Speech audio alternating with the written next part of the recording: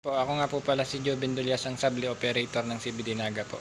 As of August 27, 2023 po, madalas naman po siyang nagagamit.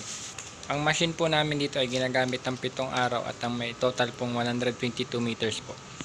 Nandito naman po ang aming printer head.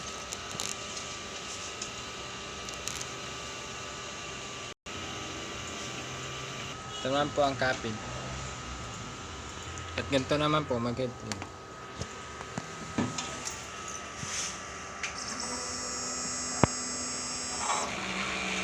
Pagkatapos po mag-headprint ay pupunasan ng wiper. Ito po ang nozzle check. Wala po kami ngayon branch full payment. Tama lang ang aming ink system. Dito naman po nakalagay ang aming ground wire. Ito naman po ang waste tank. Plus disposal po nito kahapon po. Dito naman po ang EBR. Dito naman po nakalagay ang aming Sablius ink saka stock ink. Nandito naman po ang media ng papel. Nandito naman po ang sublimation output. Updated naman po ang daily checklist. Dito naman po ang production log. Nandito naman po ang consumable monitoring.